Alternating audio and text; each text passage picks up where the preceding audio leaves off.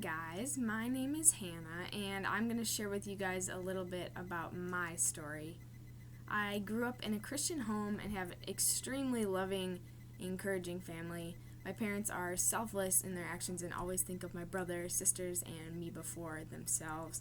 I was taught at a young age a lot about Christ, so I felt like I knew all the information, but just only assumed it applied to old people and didn't really have a place to fit in my life.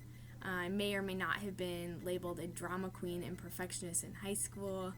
I always found myself striving to be someone who others looked up to, and with that, I tried extremely hard in school and sports.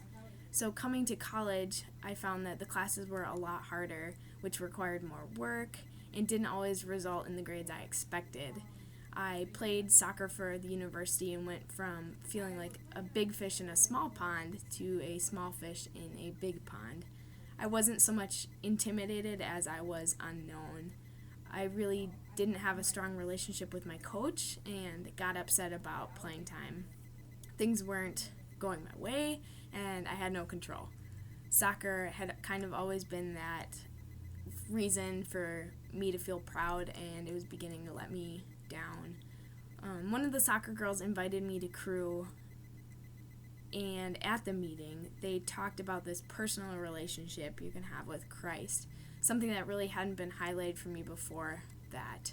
I decided to go to the Cru Winter Conference, or TCX, that year, where my friend walked through the Knowing God Personally booklet, or KGP, with me, and he showed me where it said that we were all sinful and separated from God, and that Jesus is the only way to bridge that separation.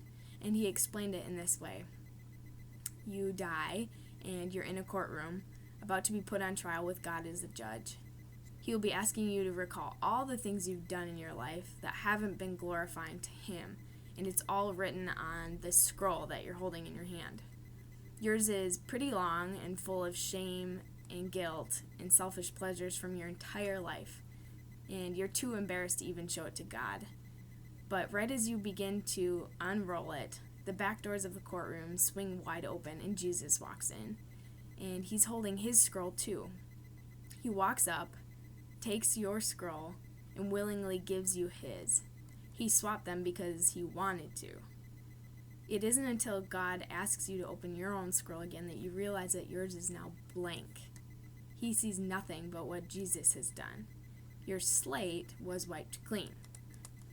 So after hearing that, my initial reaction was to tear up. I knew that Jesus had been waving that scroll in front of my face for a while, just waiting for me to take his.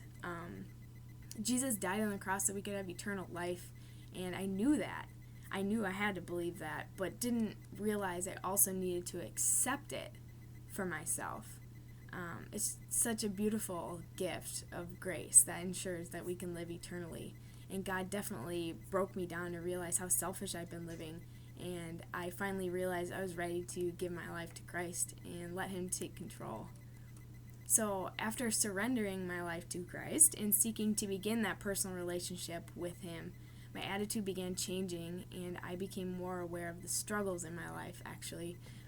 However, I'm learning that God will reveal his plan for my life one step at a time, and in that he's teaching me to trust.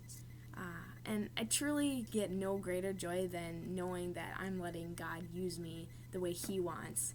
I no longer need to strive to be something or someone better because my identity truly is in him, not sports or school or friends anymore. So I ended up quitting soccer, realizing I was doing it for some wrong reasons. I knew my time could be better spent elsewhere, and now I can share what I've experienced with others who don't know Christ personally and can encourage those who do know him.